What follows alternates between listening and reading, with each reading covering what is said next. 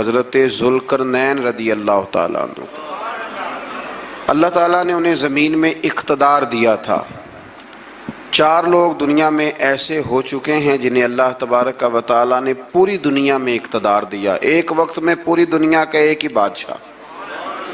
2 مسلمان تھے، 2 کافر۔ مسلمانوں میں حضرت سلیمان علیہ السلام اور جناب ذوالقرنین علیہ السلام، اور کافروں میں بخت نصر اور نمرود۔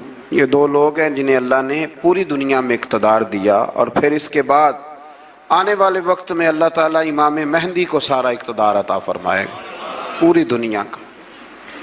حضرت ذوالقرنین کے بارے میں 2 روایات ہیں، ایک تو یہ ہے کہ وہ نبی تھے اور ایک یہ ہے کہ نہیں وہ ولی تھے، لیکن مجھے حضرت مولا علی شیر خدا رضی اللہ تعالیٰ عنہ کا قول ملا ہے جس میں آپ نے فرمایا کہ نہیں وہ نبی نہیں تھے، تو اس لیے میرا نظریہ یہی ہے کہ وہ اللہ کے ایک نیک بندے تھے۔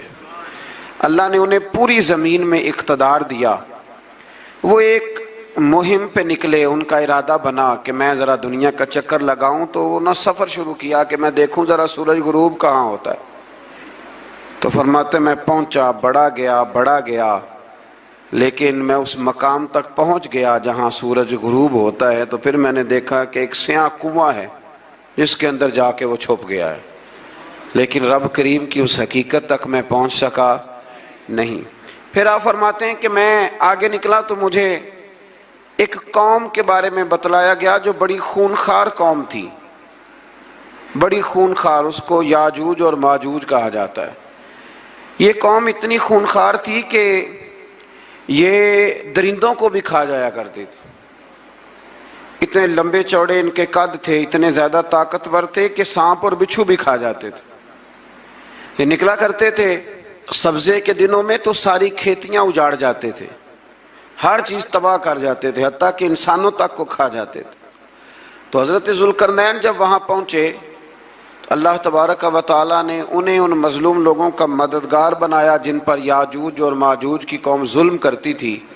انہوں نے آپ سے کہا کہ حضور مہربانی فرمائیں، اس قوم سے تو ہماری جان چھڑائیں۔ تو آپ نے فرمایا تم میری مدد کرو۔ انہوں نے کہا حضور کس طرح؟ فرمایا بس جسمانی طور پر میری مدد کرو۔ تو آپ نے پھر وہاں ایک دیوار بنائی، ایک دیوار، لوہا کاٹ کر، سیسا پگھلا کر، پتھر ڈال کر ایک بڑی موٹی تازی دیوار بنائی، اور اتنی اونچی بنائی، اور پھر اس کے چاروں جانب آگ جلائی تاکہ وہ لوہا اس طرح پگھل جائے کہ وہ دیواروں کے ساتھ چپک جائے، تاکہ کوئی آدمی پیر رکھنا چاہے تو پیر رکھ کے اس پہ چڑھ نہ سکے۔ آپ نے وہ دیوار بنائی۔ اب اس قوم کا حال یہ ہوا کہ وہ اس کے اندر قید ہیں، وہ صبح جب اٹھتے ہیں تو اس کو توڑنا شروع کرتے ہیں، توڑتے رہتے ہیں، تو جب شام ہوتی ہے تو ان میں سے ہر روز ایک شخص کہتا ہے اتنی رہنے دو، باقی کل کریں گے۔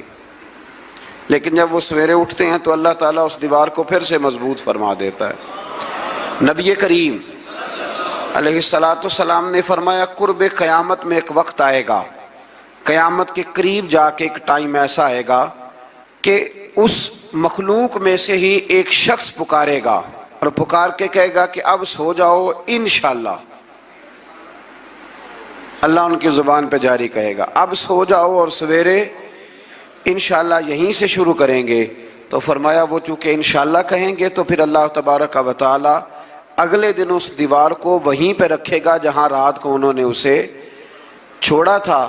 اگلے دن وہ توڑیں گے تو دیوار ساری ٹوٹ جائے گی، اور پھر اللہ تبارک و تعالیٰ کا فضل ہوگا تو مسلمان کی طرف وہ بڑھیں گے، وہ قتل و غارت کریں گے، پھر سے وہی درندگی کریں گے۔ تو پھر حضرت عیسیٰ علیہ السلام ان کے لیے دعا کریں گے۔ تو دعا کا یہ حال ہوگا کہ ان کے وجود پر کچھ ایسی چیزیں برآمد ہوں گی جن کی وجہ سے وہ مر جائیں گے، ختم کر دیے جائیں گے۔ قیامت کے قریب جا کے وہ دوبارہ آئیں گے۔ اس کے بعد پھر اللہ تبارک و تعالیٰ نے سورہ کہف کی آخری آیات میں 7 سمندر اور ان جیسے اور بھی آ جائیں، فرمایا 7 سمندر ہوں اور ان جیسے اور بھی آ جائیں اور مل کر وہ روشنائی بن جائیں تو میرے رب کے کلمات ختم ہونے سے پہلے سمندر ختم ہو جائیں گے۔